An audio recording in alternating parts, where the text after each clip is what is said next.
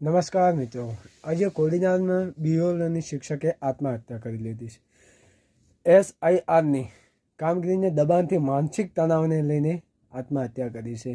એના વિશે જિગ્નેશ મેહાણીએ શું કીધું, આવો એમને સાંભળીએ।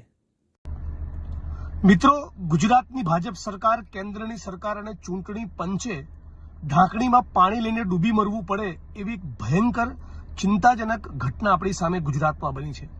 ગુજરાતના ગીર સોમનાથ જિલ્લાના અરવિંદ મૂળજીભાઈ વાઢેર નામના શિક્ષકે તાજેતરમાં આજે જ સુસાઇડ કર્યું છે અને એમણે આત્મવિલોપન કરતી વખતે જે ચિઠ્ઠી લખી છે એ ચિઠ્ઠીમાં લખ્યું છે સ્પષ્ટપણે કે મારાથી કોઈ પણ કાળે કોઈ પણ સંજોગોમાં સ્પેશિયલ ઇન્ટેન્સિવ રિવિઝન સરની કામગીરી થઈ શકે એમ ન હોય, છેલ્લે કોઈ વિકલ્પ ન બચતા થાકીને હારીને ત્રસ્ત થઈને હું આ આત્મઘાતી પગલું ભરી રહ્યો છું।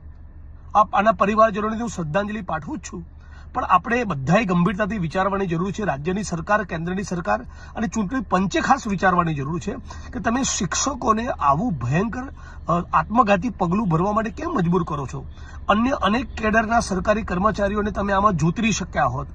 આ અરવિંદ મૂળજીભાઈ વાઢેર એમણે જે સુસાઇડ કરવું પડ્યું એના મૂળમાં આ SIRની પ્રક્રિયા જવાબદાર છે। કોઈ શિક્ષકે પોતાનું જીવન ટૂંકાવવું પડે એનાથી મોટી દુઃખદાયી અને ચિંતાજનક બાબત શું હોઈ શકે।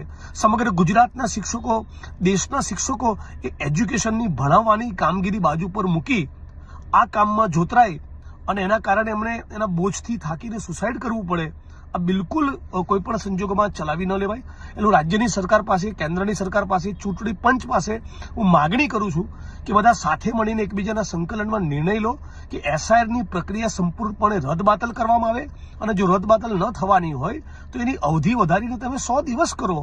કાનપટ્ટી પર બંદૂક મૂકતા હોય એ પ્રમાણે શિક્ષકોને તમે ફરજ પાડો છો કે એક બૂથના 1200-1500 ફોર્મ તમે ભરીને લાવો અને આ પ્રકારની કામગીરી ફક્ત શિક્ષકોની પાસેથી તમે કેમ કરાવવા માંગો છો? અન્ય અનેક કેડરના સરકારી કર્મચારી છે, તમે એમાં એ લોકોને પણ એમાં ઇન્વોલ્વ કરી શકો। એટલે અરવિંદ મૂળજીભાઈ વાઢેરે જે સુસાઇડ કર્યું છે એના માટે હું માનું છું કે ચૂંટણી પંચ અને કેન્દ્રની સરકાર જવાબદાર છે। સમગ્ર ગુજરાત અને દેશના શિક્ષકોએ આ મુદ્દે જાગવું જોઈએ। આ બિલકુલ ન ચલાવી લેવાય એવી ઘટના બની છે। ફરી એકવાર હું અરવિંદભાઈના પરિવારજનોને મારી શ્રદ્ધાંજલિ તો પાઠવું જ છું, પણ રાજ્યના મુખ્યમંત્રીને વિનંતી કરું છું કે અન્ય કેડરના કર્મચારીઓને પણ આ સરની પ્રોસેસમાં વિનંતી કરવામાં આવે અને ભોગ બનેલાના પરિવારજનોને સરકારી નોકરી અને યોગ્ય વળતર ચૂકવવામાં આવે। અરવિંદ મૂળજીભાઈ વાઢેર જે શિક્ષક મિત્રે સુસાઇડ કર્યું છે એને આપણે બધા સાથે મળીને એક ગુજરાતી તરીકે, એક દેશવાસી તરીકે આપણી શ્રદ્ધાંજલિ પાઠવીએ અને હું તો માનું છું કે આમાં કોઈકની લાયબિલિટી, જવાબદારી ફિક્સ કરીને એ યોગ્ય પગલાં પણ ભરવામાં આવે।